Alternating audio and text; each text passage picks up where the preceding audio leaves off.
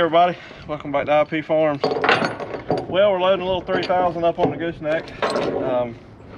Got the bush hog on the back. We're gonna go do a little bit of work for my daughter. She got married back in October, and her husband bought a little house, and the backyard's kind of semi overgrown, so asked me if I would clean it up for him. I said sure. Wish I had the loader going, but we don't have the step deck trailer yet. But anyway, I'll go down and basically just bush hog some little saplings and stuff up. There's some tree limbs there that are dead. I'm gonna chop up with a bush hog, carry some logs out the front, and get it where they can get it fenced in for their dogs. So thought I'd bring along for a little bit of it. We'll finish tying down here and get a few things rounded up and head down the road. Stay tuned. I just run Harbor Freight grade 70 5/16 transport chain. Somebody asked me that a while back. If you're a Track Club member and you catch it on sale, it is super cheap, pennies on the dollar. I usually buy 2 or 3 sections at a time, split them up. Like I've got 4 5-foot pieces here, 2 of them being used on the front, and then on the back there I've got 2 of my 10-foot pieces to hold the bush hog down. Really comes in handy. I mean, I can't stand having all that excess chain you've got to do something with. If you need to make these 5-footers longer, just, you know, 2 grab hooks and hook them together. But I'll show you how I keep them in the service truck, and always handy to have the chains, in my opinion, on the vehicle you are using, not the trailer.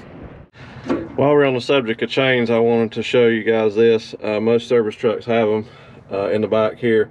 This grid, I call it, but it's got the round holes in it to access everything. Works perfect for hanging chains. And then your service trucks, you can see they don't go all the way to the top. The divider, so it's a perfect place to hang your chain dogs.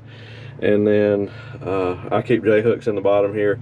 But the reason for that is I want all my chains on the truck that I'm going to do all the towing with in case I go borrow a friend's trailer or I hook to one of the car trailers. I don't have to worry about taking extra time to get the chains off of one trailer and put them on the other. Plus it stays in the dry, keep it under lock and key, and it's always here. So it's one thing I guess I'm gonna have to do when we get the step deck here is go through and get some more chains and binders and stuff. So anyway, I want to throw that tidbit in while we were talking about the transport chain.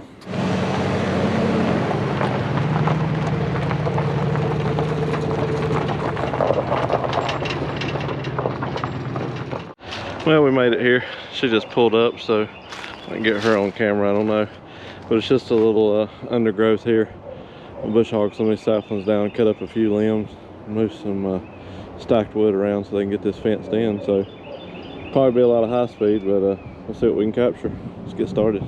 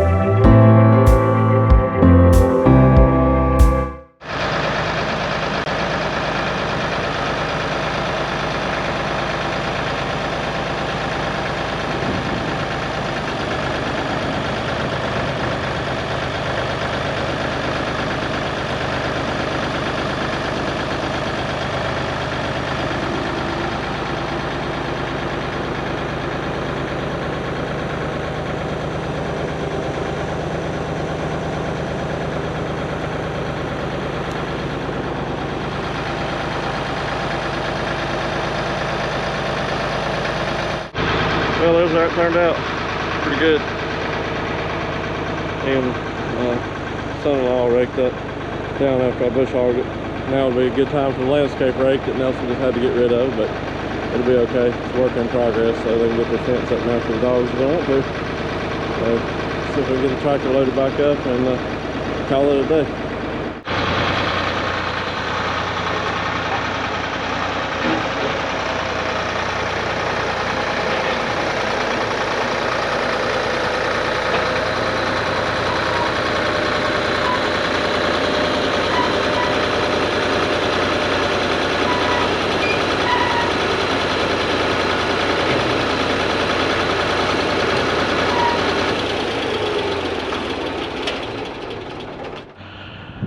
Well, we made it back to the farm.